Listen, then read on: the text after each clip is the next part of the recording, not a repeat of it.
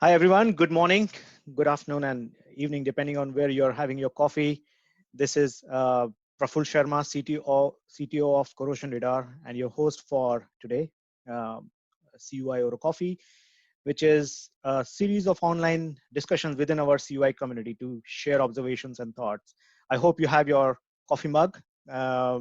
Starting over, we again have just over 100 registrations for this session and approximately about 50 companies joining us today, multiple countries. Again, fantastic.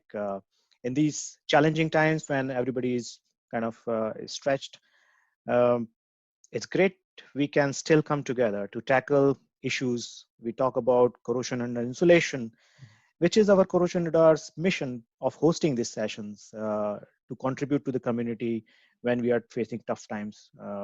We'll all go out of this together. So on our panel today, we have Gino DeLanchier. I'm very happy to welcome him. Hi, Gino. Yeah, hi, Praful. How are you? Doing great, Gino. So Gino is from Borealis, and he is also a member of EFC. He's editor of Corrosion and Insulation Guidelines, the famous green book, N55. So welcome, Gino, and I'll pass the ball to you to introduce yourself first. Yes, my name is Gino DeLanchier, as Praful already introduced me. Working for Borealis since 2008 in a senior group expert function for pipes and valves, and also quite dedicated to CUI painting and that kind of stuff. So yeah, CUI becomes more and more a very huge task for me, because we have a combination of new projects, but also existing plans. And especially the existing plans, they are showing now the results, what is happening currently with CUI. There we see the results of things which were done wrong in the past. And of course, as a company, we want to avoid this kind of problems, as it costs money and it prevents us to operate in a decent way, in a reliable way.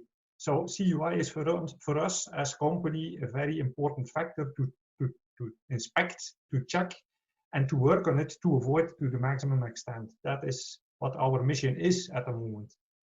Great. So, thank you, Gino. And I'm looking forward to the next 30 minutes of our panel discussion. I think by that time we'll be done with our coffee, and then we'll take on the question answer session. Yes, indeed. So the topic for today is, do we have the right guidelines for CUI management? There's so many guidelines across the globe. Correct. And correct. we are lucky to have Gino on the panel today, because he's making one guideline and coordinating in the European Federation of Corrosion. Well, there are of course a lot of guidelines in the world, and guidelines created by several important organizations, like HSE from UK, for example, is an important organization. Like, for example, the API with the RP581 is an important one, who is presenting quite well organized RBI structures and methodologies for checking checking CUI and avoiding CUI.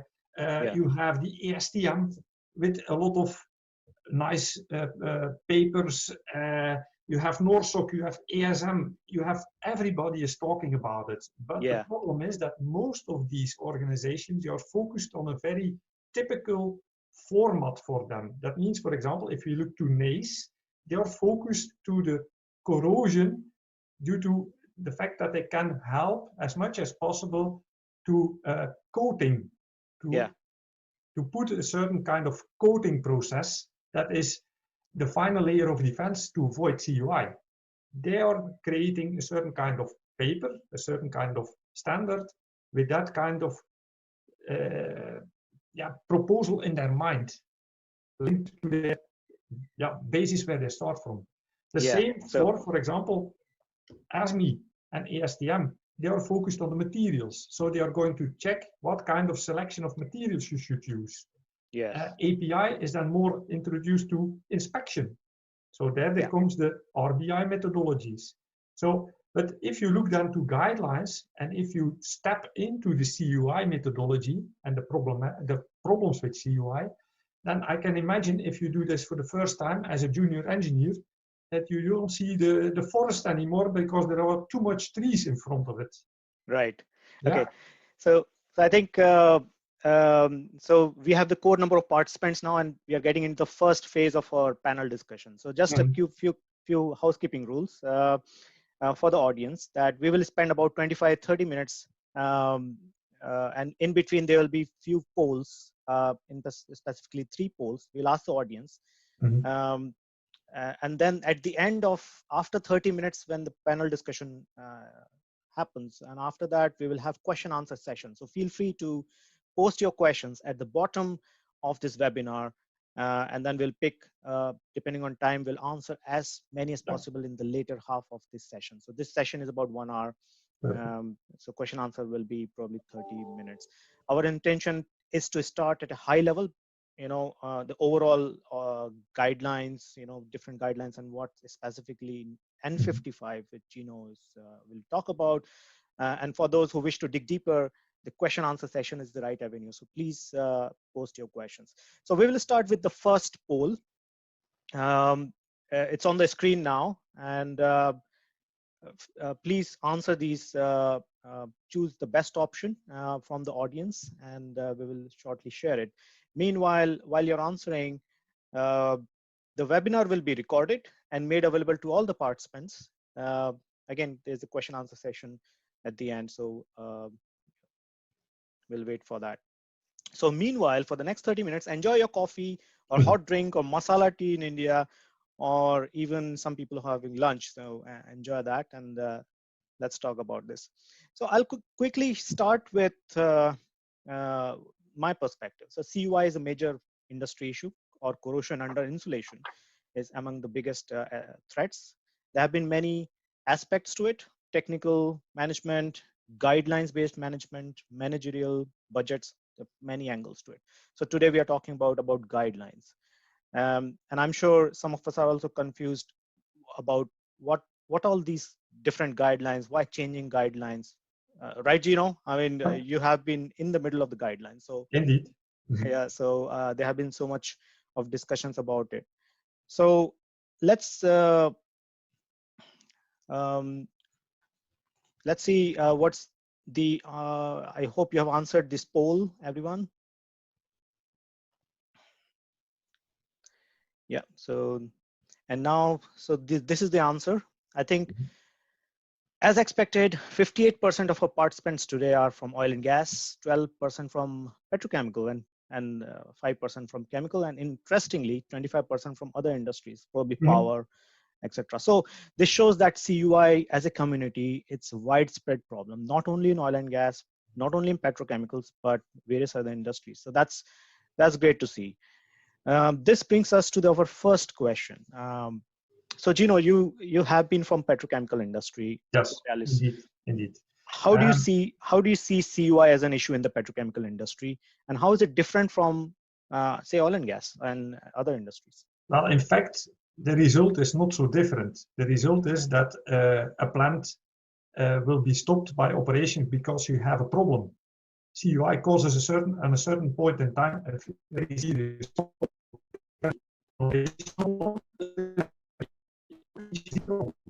That is the most important, and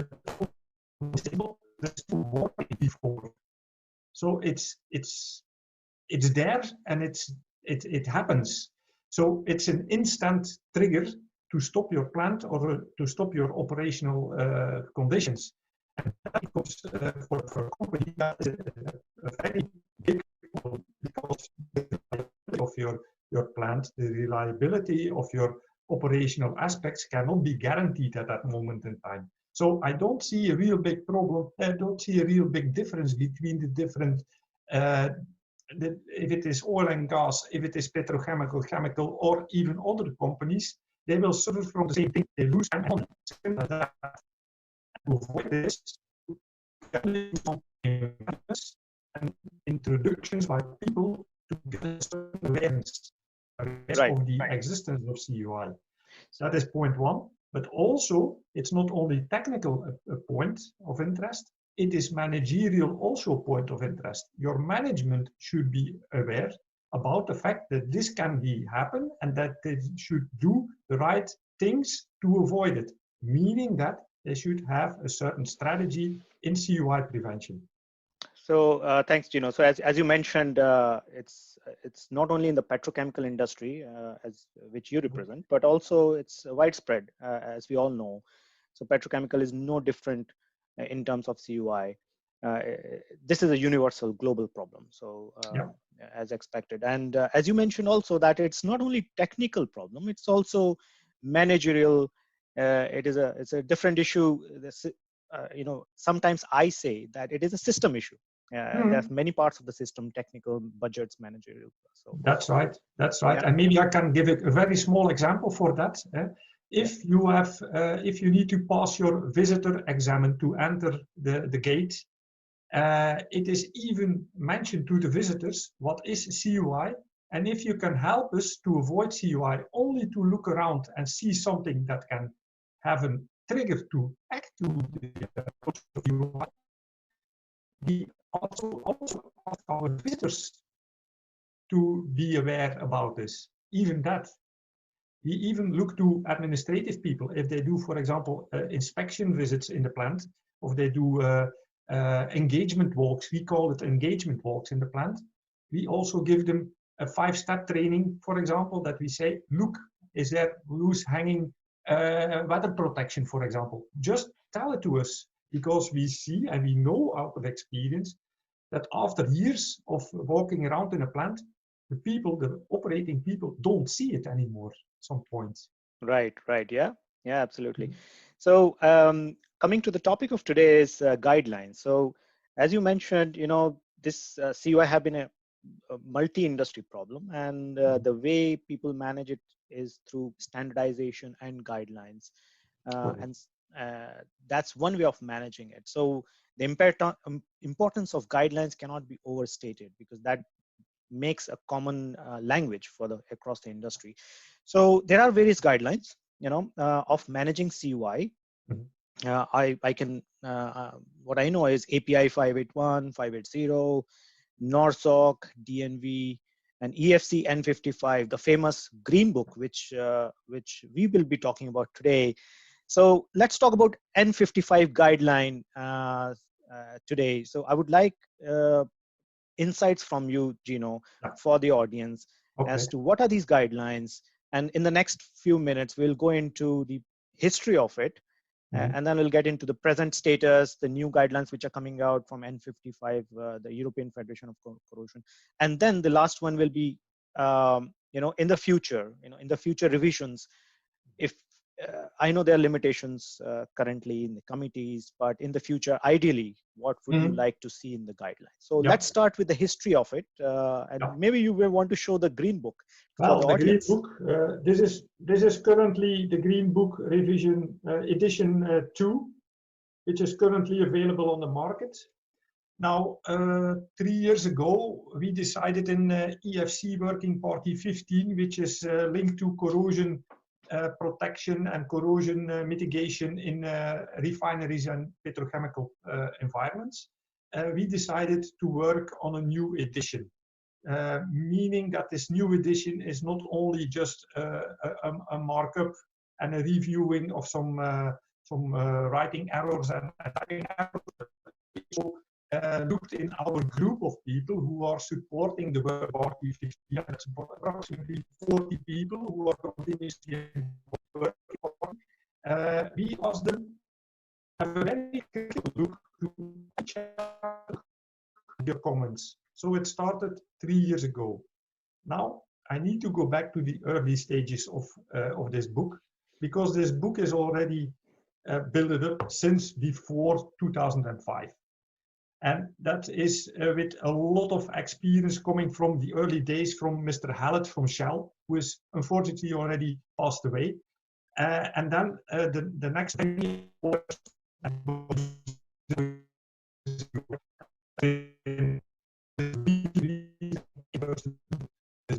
he is more or less the godfather of this kind of book. Now, of course, people, there is always a certain kind in people's lives. People, yeah, people are going away, people are retiring. So yeah, this book actually now is and to start to write third edition. So I can already give you all the chapters are reviewed, all the appendixes are reviewed, and they are currently sent to the publication company. So we hope, with all this COVID-19 problems, we hope to get it published before Eurocore 2020 this year in Brussels in September. Right. So that will be the official presentation of the book over there, again, edition 3. Okay. So again, we are focusing with this book to the fact that the book is a combination of several aspects. It's built on experiences both from end users, companies,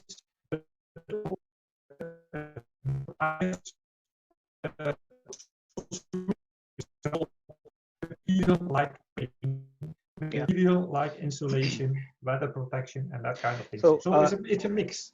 So Gino, I mean, there's an audio problem also, so I'm not able to hear you clearly all the time. Sometimes it is good, but sometimes drops out. So I'll try to understand the maximum. But if in the meanwhile, if you have headphone or yeah, I will do that.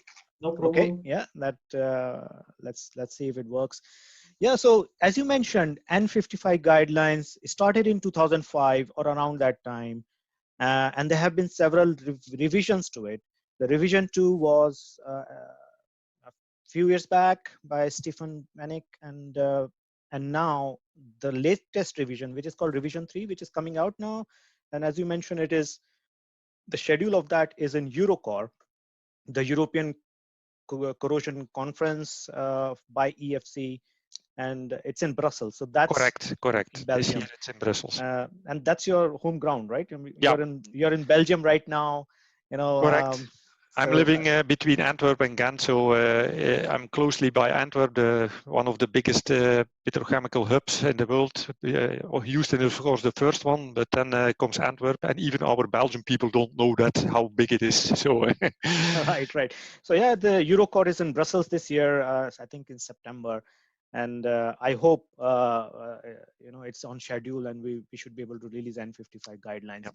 So this brings me to second part of the discussion about it's going to be released in September, but the committee have the European Federation of Corrosion, the Work Party 15 specifically, which you are leading the N55 guidelines in. Mm-hmm. And they have kind of approved the changes, right? Yep. Is it all done? And what I would like to understand is, what are the key differences from the new revision to the past revision? What are the key changes, and what is the need for those changes? Okay.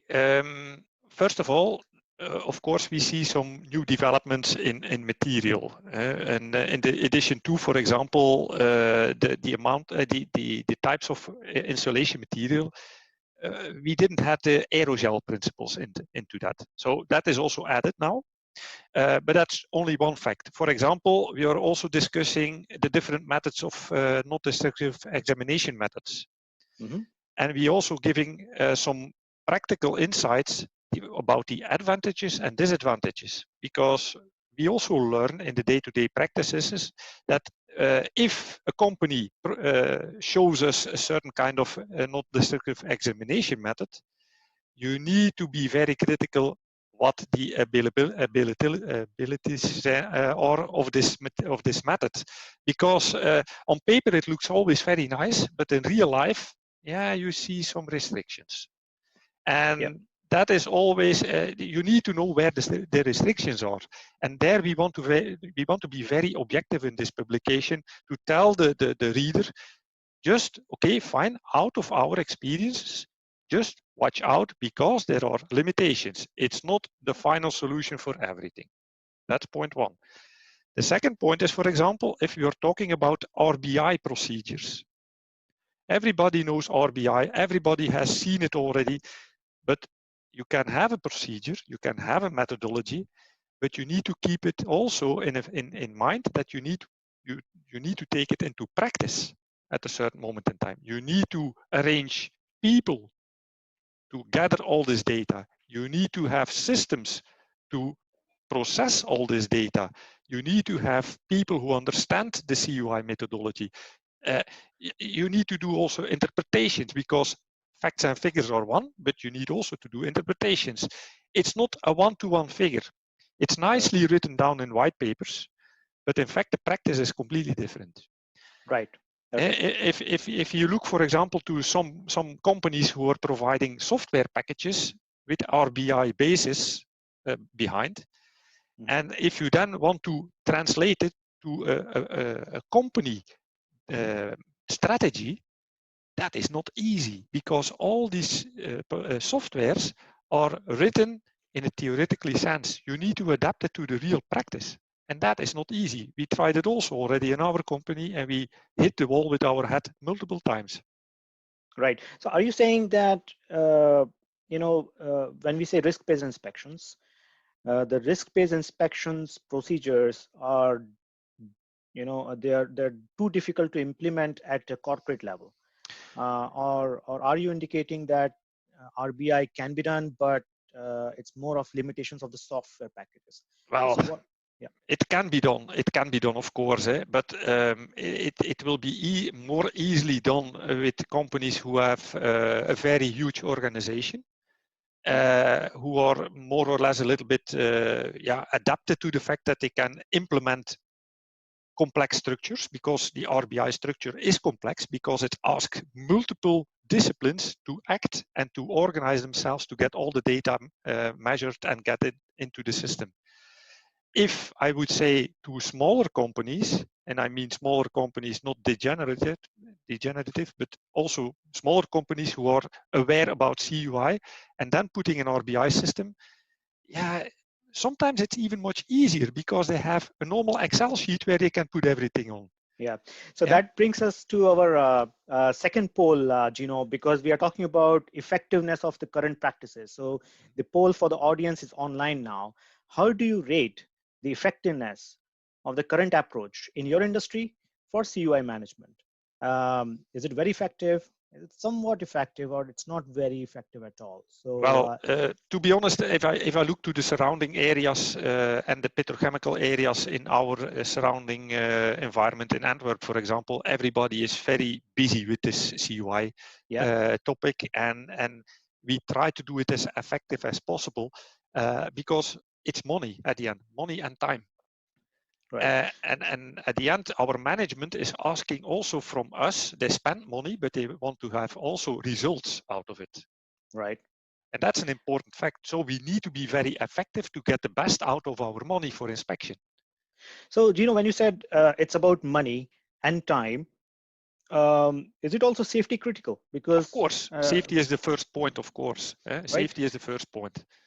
And what is the current experience around, are the current practices, in your opinion, good enough that they are saving money, or are we compromising on the safety, or are we having both challenges, or is safety contained within the current practices? So what's your experience? If you have a CUI mitigation strategy in your company, and we all know that the best inspection methodology is still the visual examination, that we all know.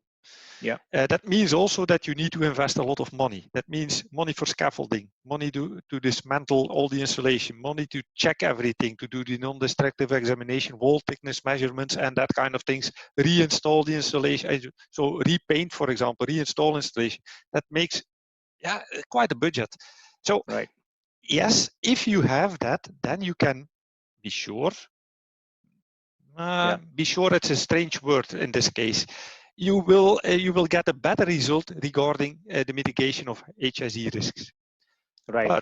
But I can say with my hand on my heart that you will not cover everything, because CUI is a hidden risk and it can happen just a meter away from the part that you already have inspected.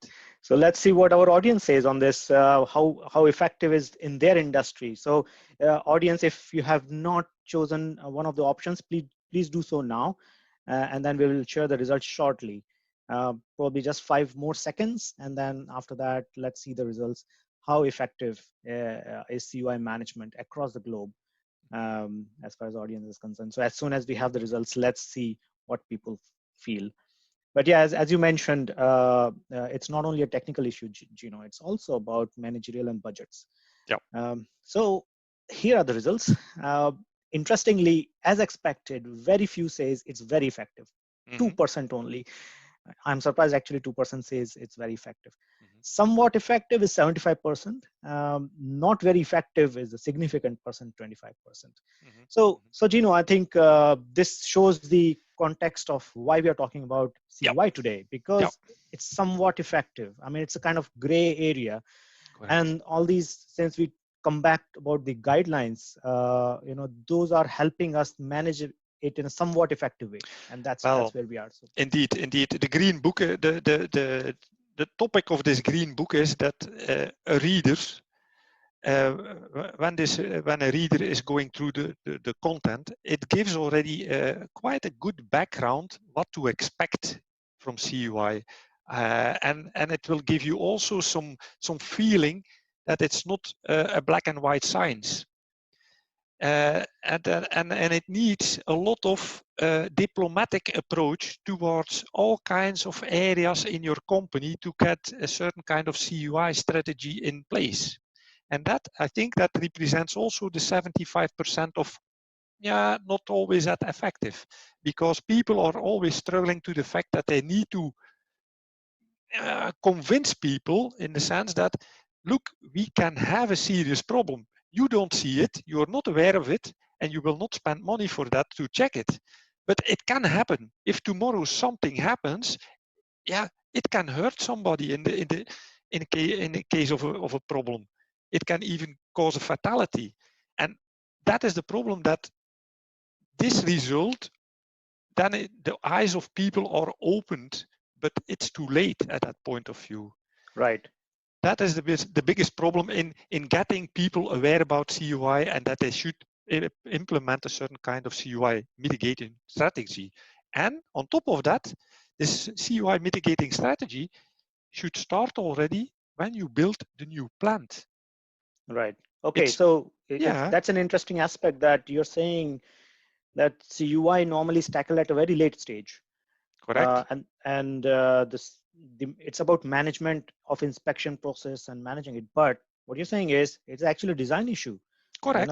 We need to tackle it at the design stage. Yep. So does these guidelines cover that already into the design stage? It tells you some items like painting. You should think about a good painting system in place. For example, you should think about you need to have painting underneath the insulation. We have seen in the past that sometimes only 1 meter from the flange underneath the insulation it was painted, and then nothing was painted anymore. So you don't have any layer of defense anymore if something happens. Another point is, people are thinking that the weather protection is watertight. It's not watertight. Simple as that. You cannot do that. Yeah? So don't rely on a watertight weather protection. It's impossible. The water will drain in. Simple as that. Is it not after 1 year? It will start over 5 years, 10 years. Yeah. And then your insulation system, you need to check your insulation system and try to design your insulation system in the best possible way. And the application of your insulation system is very important. We see too much that insulation and the weather protection is not installed in a proper way to prevent water ingress.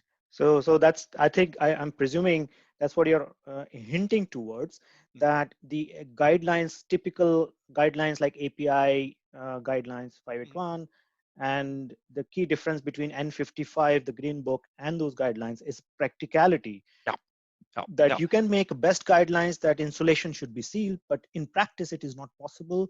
So how do you make it address this in a very practical way, knowing that there will be deviations. So that brings me to the next part, Gino. What are the gaps you see in the guidelines across the globe and even N55? So I'll split this question into two parts: the Well, gaps in the global guidelines yeah. and then N55. And if you would have to make 2 or 3 key changes into N55 in the future, what would you do that?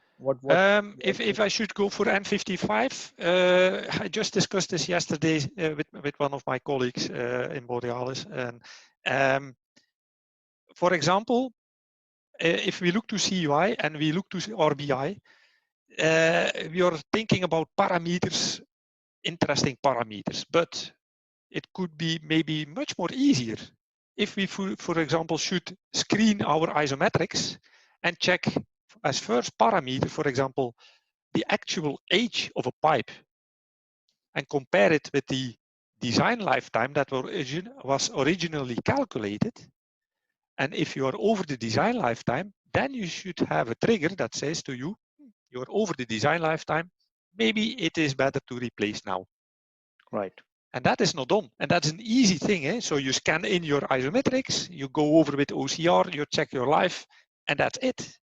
It can be very easy. But most of the time, I think we're looking sometimes too much complex to arrange the problem. Right. Yeah. So what you mean is, okay, look at the age of the asset, and that's one key parameter. Correct. Simplify the problem. Age is a factor. Of course, now I'm simplifying the things too much. Maybe there are a lot of additional combinations possible. For example, the lifetime of your added painting system on a piece of pipe. So we know also that most of the pipe systems with painting, the painting after 10 years, yeah, the expectations are dramatically lowered to a quality level that is not acceptable anymore. As you should repaint. But how often is this 10 years done? After 10 years, how often is the pipe repainted? Not too much, I can tell you. So that kind of systems, we should look with a very practical view and a simplified view to the fact what is now the real parameter, what should trigger to check for CUI. And for example, one of them is the lifetime of the point in the area. Right. So if you would like to change anything in the guidelines for the future revision, what are the key points to change? Well, the key points are simplification, first of all, yeah, and also keep more track of the practical experiences, because some of the experiences that are put on paper, they are very nice in theory. But if you want to put it in practice and you want to go to a project management and ask them to implement this in a new project, then it will become a budgetary problem. Right. Okay. So you can put a lot of things on paper, which are very nice on a theoretical scale, but it should be practical. We should have the facts and the figures on the table that can trigger the people on the other side of the table in the project, that they can spend their money in a decent way and not overacting. Because yeah, you can do everything what you want. You can do it gold plated, as it's called, but at the end, your asset needs to be reliable, but also commercial. It needs to be commercial feasible at the end. Eh? It needs to be payable at the end. So the green book is you mentioned it's more practical, and that's a key aspect. You would like to simplify it further for the future revisions, but it's already simplified right now, and that's the key difference between the other guidelines, API and I don't say that the other guidelines are not okay. Eh? On the contrary, they have a good contribution to the how are we going to act and how are we going to view a certain problem.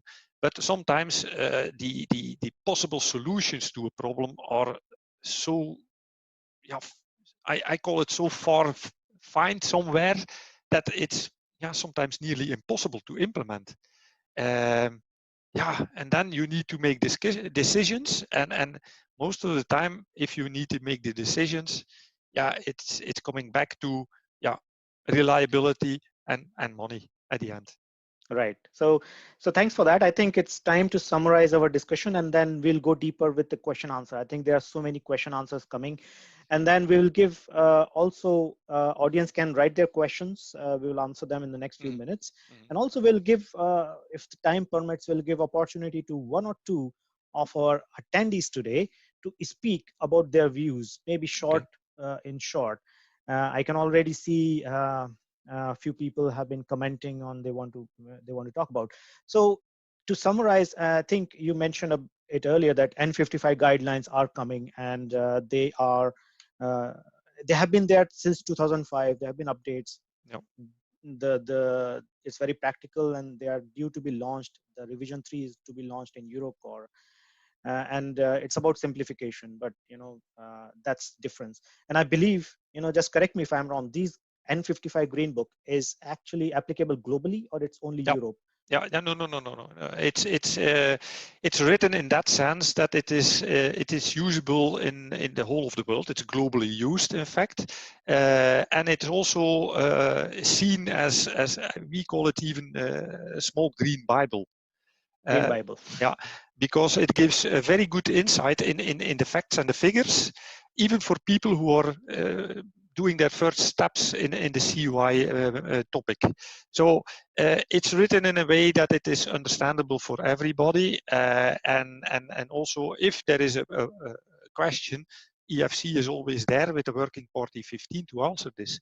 So yeah, I would say if I have a new engineer and he would dive into the CUI topic, then I would say just read the green book first, and then you have already a very good idea where we are talking about. Right. Okay. Thank you, Gino, for a great discussion and summary about the Green Book. It's a pleasure. I like the word the Green Bible Yeah. for CUI management, and Mhm. I hope audience have learned something today on this. So let's go to the question answer session.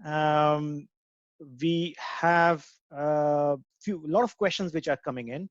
Okay. The first question, and I think there's a volume of questions. We may not be able to address some of them, but we will pool some of them into common Yep. answer. So just before we get into questions, I would like to see them. Let's have another, the third poll of today. So I would request the third poll to be launched, and audience, I would request audience to actually select one of the answer to whatever feel like. Which of the following can improve the management of CUI in your industry? Is it more frequent inspections, or is it monitoring solutions, or more effective quoting and installation systems? I wish all of them, Yeah. but Yeah. we are forcing the audience to select only one, Yeah. or maybe few. Let's see. Meanwhile, the first question, while the audience is answering this question, we'll release the result. The first question, which is coming from Rob DeHughes, do we need more guidelines or more cooperation across the company? So I think, Gino, this is for you. It's a very Well, good question. to be honest, I'm the first to say we need to have more cooperation between companies because we can learn from each other's. I not want to say mistakes, but with the experiences that we have. And only with this kind of cooperation and openness, we can try to work on mitigating actions to avoid CUI. Now, I need to say the last couple of years, I see much more willingness to discuss about this topic between companies. I see also people who are very dedicated to the CUI problematics, and they want to search for methodologies to avoid the CUI in their own company, and they can discuss about the things that they have seen in their own company. In the past, that was not always that easy. Right. Now, I see a very positive approach now in the recent couple of years. That's true. But so, Gino, from my experience, I've seen specific companies keeping it very confidential Yeah. information. What is the problem of CUI? What is the management? Mhm. Because there are apprehensions, but then it does not serve the purpose of unifying and learning from each other, right? Correct. What is your observation from the industry, and is it changing, or is it Yeah, still remaining there? it's for sure changing. You see also the participation to, for example, Eurocore conferences. people can share over there. They can work together in committees, and they share even pictures. They share pictures that they see, look, that we have seen, this is the problem, this is the root cause, we have solved it in that way, and we should have it maybe somewhere in a guideline or a best practice. So we see that much more than in the past. That is true. And I think it's a very good go ahead for the future, because only when we cooperate with each other, we work together, then only we can solve the problem in a long-term perspective. Okay, so collaboration is the key for sharing the experience. For sure. And I think these committees, which say in European Federation of Corrosion, Work Party 15 is specifically for refineries and petrochemicals. That's a good forum for people to come together and present their experiences. And yeah, correct. So we have now 40 people on board. That's already quite a lot.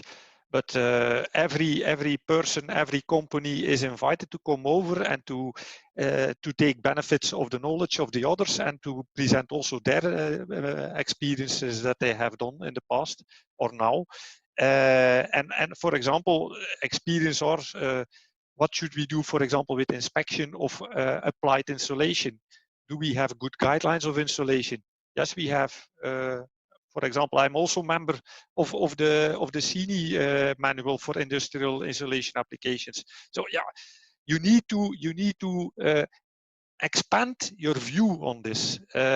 You need to be aware about qualities issues, about influences from external factors. It's really important. CUI is a very important multidisciplinary problem. So you need to take action multidisciplinary on this point. So it's a multidisciplinary action-oriented team. Let's see what audience is saying about this poll. So 16% says that to improve management of CUI, more frequent inspection required. Interestingly, 65% of people are saying monitoring solutions are required. I'm very happy about this, because that's what I'm doing, and I really believe in that. And 49% say, about 50%, half of the audience is saying more effective coating and insulation systems required. So this is effectively saying that it's a combination is required. People are not necessarily saying that inspections are needed. We have probably reached the limits of inspections and NDT techniques. People are overwhelmingly saying monitoring and more effective coating and insulations. I think when we say coating and insulation is prevention. Prevention is better than cure, but we never know when the prevention is working. We never know when coatings have been very, very successful, because it takes time to understand them. And that's why people are, I think, suggesting monitoring, and I believe in that as well. So I think the next question which is coming in is actually related to coating. Okay. It asks that as far as coating is considered, it is practically very difficult to run the plant, what we call it as ISBL location. I don't know what inside that means. battery limits. All right. So location of the plants. Blasting or surface preparation for effective painting is not possible due to safety concerns. So what is your comment about coatings, experience of coatings for CUI? Well, different approaches. If you should go for the best possible practice, then one of the best possible practices on the market is, of course, the thermal sprayed aluminum system, the TSA system. Right. But there are always pros and cons for this kind of system. First of all, the design of a certain installation, like a column, needs to be prepared to have this TSI applied on it. Sharp corners are not the best thing to have with CUI, that kind of stuff. So you need to be aware that certain painting procedures have their specific demands. Yeah, that's one point. So you can add a very, very good coating system in place, but if you're not acting as by the guidelines, your best possible painting system or coating system will not work as it should be. Yeah, so you need to check also the properties of your painting and coating systems. Yeah, because I see too many times that people are thinking, yeah, we put some layers of whatever kind of coating onto it and it will work. No. I can say I'm not a painting specialist, not at all. I'm listening to the painting suppliers. That means use the painting suppliers, their knowledge, use them in the best possible way. If they tell you don't go over a certain kind of micrometers painting dye film thickness, then don't do it. Also use the minimum layer thickness at least. Don't reduce costs by meaning I will cut one of the layers away. No. It's using the knowledge of the coating and painting suppliers that they provide to you. It's very important. Every process has its limits. Every process has its lifetime limits, its operational and design limits. Temperature-wise, whatever. UV protection-wise. So you need to adapt your painting process to the application that you want to do. And that is really important that you understand your plant and your process. Temperature-wise, environmental-wise, these factors are very important for painting and coating applications. Right. So I think, we need to be practical with coatings. It's not always about specifications. They always specify 10, 15, 20 years of lifetime, but, in practice is always limited. Yeah. I think one of our attendees, Jeet Hank Vijnas, he's asking about TSA. And in fact, at this point, I would open the floor to give floor to some of our attendees. So Okay. I would actually request Jeet to speak up about what his view is on the coating side. He's also working on RBI from Netherlands. Okay. So I would request Jeet, your microphone, if you unmute it, and if you can speak up your views about coatings. And thermally sprayed aluminum is what you're asking about. What is your view, Jeet? I think Jeet, you need to raise a hand in the session. So once you raise hand, we'll give the mic to you and automatically. But let's remain on this. So when we said thermally sprayed aluminum is one of the coatings, and I believe that's also been talked about in the panel. So what's your view of thermally sprayed aluminum? Because some people say that's a great coating, and yep. Of course. Are there practical limitations in terms of performance? And yeah, well, the thing is, if you look to the literature, and I've seen some examples of thermal sprayed aluminium coatings, if it is applied in a good way, because it's very important that you apply it in a good way, that it is done by people who have the knowledge and the experience to apply it, and that the design of the equipment is done in a proper way, that the limitation of TSA is taken care about, then I can say it is one of the best possible solutions that you get at the moment for coating systems. I've even read in a publication from a company that they did it somewhere in the 1960s already, and they forgot that the tank was thermal sprayed aluminum coated. And at the end, they dismantled it because they thought it was possible a CUI topic in that tank. And they discovered, hey, it's thermal sprayed aluminium, and they didn't see any problem. okay. So it was, after 40 years, still a very good system. But again, it needs to be applied with the appropriate careness, by people who know what you're doing. So Gino, I'm happy to have Geert online now. He's from World Class Maintenance Committees. And hello, Geert. Hi, Geert. Hi, how are you? Thank you for joining today, Geert. And would like to hear your views about the TSAs. Gino mentioned something about it. How are you dealing with in the Netherlands? We worked on a best practice for corrosion under insulation, and being occupied with that, one of the questions, of course, was this thermally sprayed aluminium. How well does it work, both from factory when factory applies, or in situ as part of a renovation or improvement action. So it appears actually that lots of people have lots of opinions. So everybody has to say something about it, but if you then really get to real hard evidence, it seems to be lacking. So one question which then is very interesting for me is, okay, in the new EFC 55, to what extent is the performance of this TSA being dealt with? Are there some figures available, both for the in-factory applications or the in-situ applications? Yep. Okay, what great. about that? Thank you, Geert, and thank you for joining.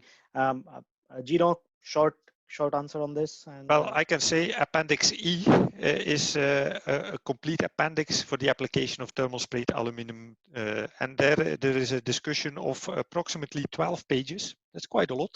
That's almost 10% of the book, which is dealing with thermal sprayed aluminum. So that's quite a lot.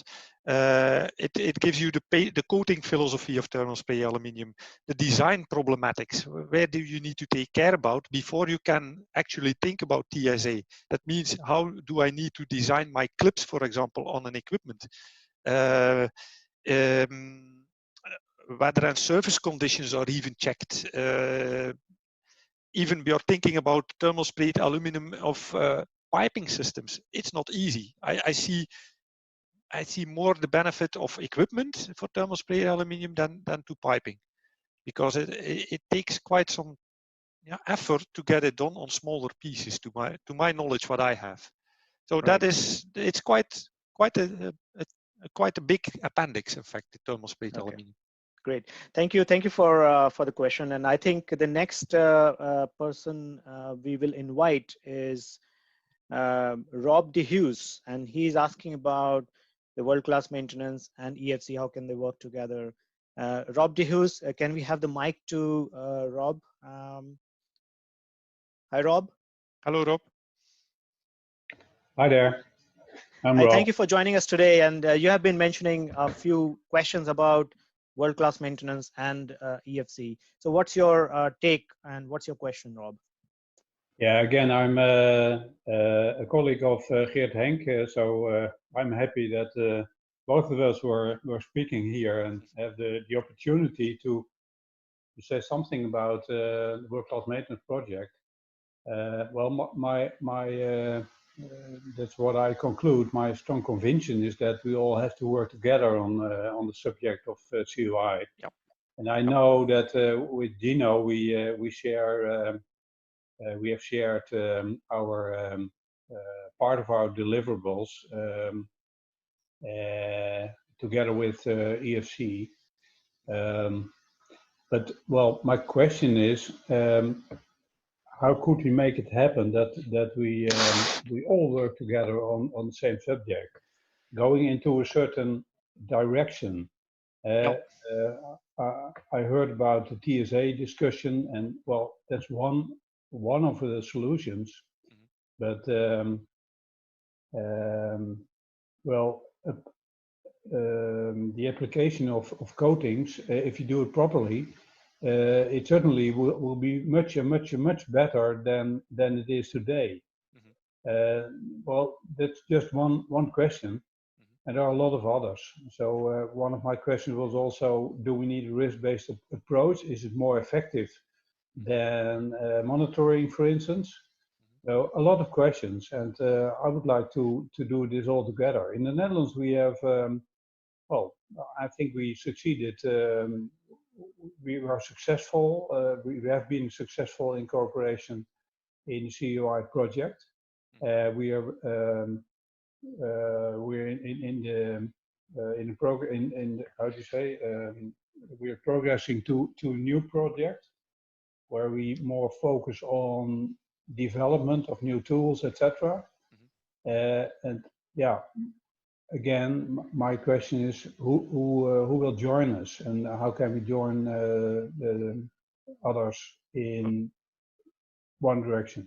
Yeah, well, Rob, one of the answers that I can give is, first of all, if we want to play a role from the industry in Europe, for example, then we should connect to each other. That's one point. Yeah.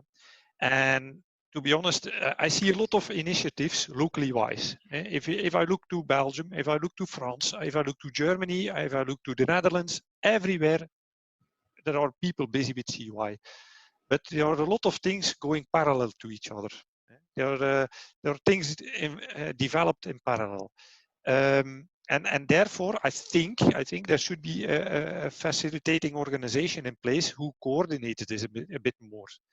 And maybe I'm not going to say that this needs to be arranged in that way, but maybe we should look to the EFC, in this case, European Federation for Corrosion.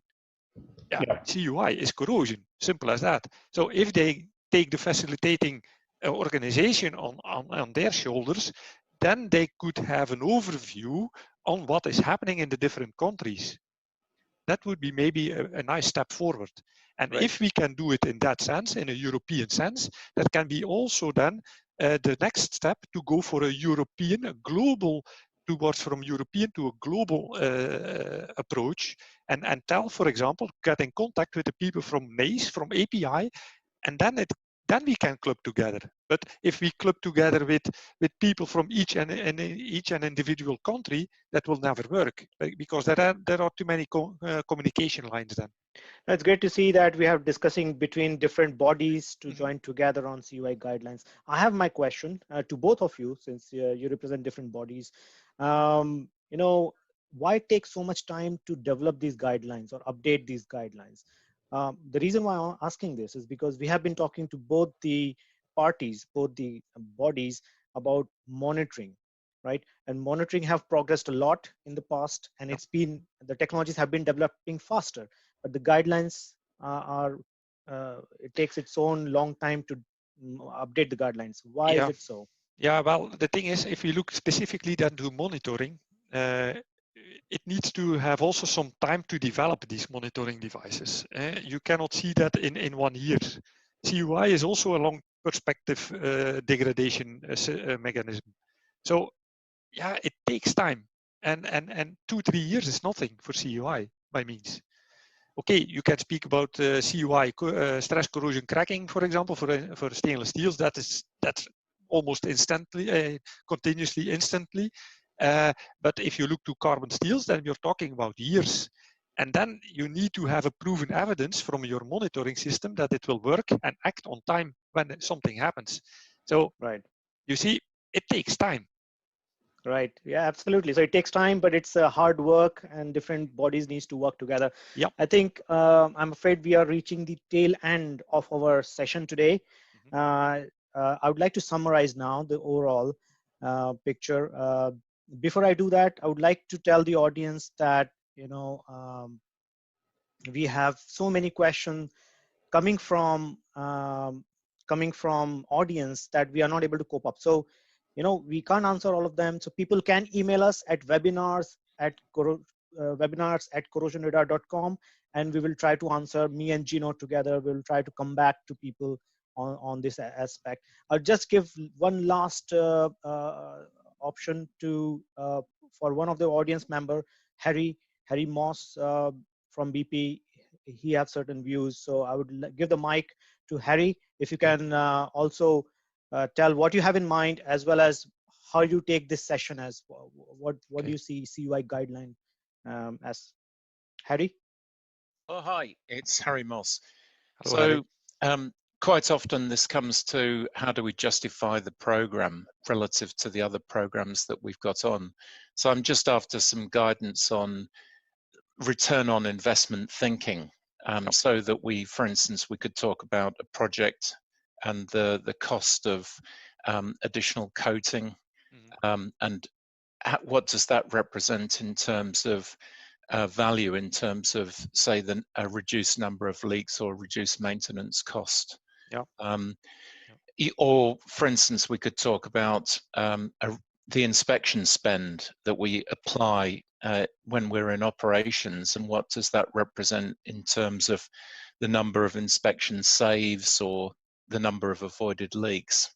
So it's really just something that takes us from a technical paradigm into a management budget kind of thinking. Correct. Fully agree, Harry, with this point, because that is a very important point, and it's always a discussion point, especially if you're designing, for example, new plants.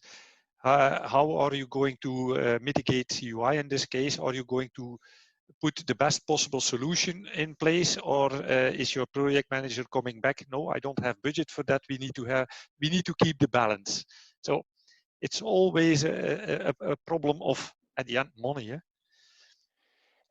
It is, yeah. So I'm just wondering what guidance there is out there. Do we try and put this in terms of NPV, net present value, or internal rate of return, or the number of saves? There's a cost associated with each leak, whether that's downtime, it depends. business interruption. It depends on company by company, of course. But I can say, and one of the answers that I always give to a project manager, yeah, I want to save money on this, and then I say, okay, well, one thing: if within 5 years your plant is down for a week, calculate your cost of the plant shutdown for a week. Then your painting is already 10 times paid. Simple as that. Agree, absolutely. Thank you. I think this brings to the thanks, Harry. This brings us to the tail end and right in the end of our session. And this is the very great point that it's always about cost benefit. Mm-hmm. And the way we should see it, everyone should see it, is 1 week of shutdown will lead to so much loss that it will cover up paint cost and mitigation cost for several years. I think that is the point of view for cost benefit analysis. I think time to wrap up, and thank you, Gino. This is a very interesting discussion.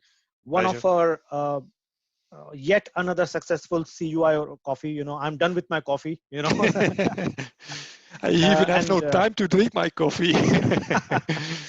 And we hope all of us take away at least one useful fact from this session.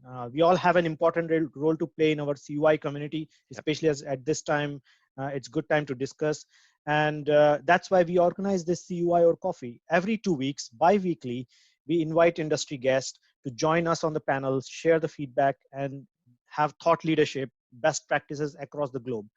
To our audience, always post questions. I know we have not answered all the questions, but if you can email us on webinars@corrosionradar.com, we will try to answer, me and Gino, on this. I would say stay safe and well. My punchline on this is keep safe and carry on. Please do register for the next session. We will announce. Please do like and follow our LinkedIn page, Corrosion Radar LinkedIn page, to get updates of the next session of CUI or coffee, and we will announce it in due course shortly about the next session. So thank you, everyone, and thank you, Gino, especially for your time today. Okay. And I hope we all learned something in the process. Yeah, and from my point of view to all the participants, I would like to say, please share your experiences, because only in that way we can learn from each other. That's important for us. Thank you. Yep. Collaboration is the key here. Yes, indeed. Thank you very much. Thank you. Have a safe time, and see you next time. Thank you. Bye-bye. Bye-bye. Bye.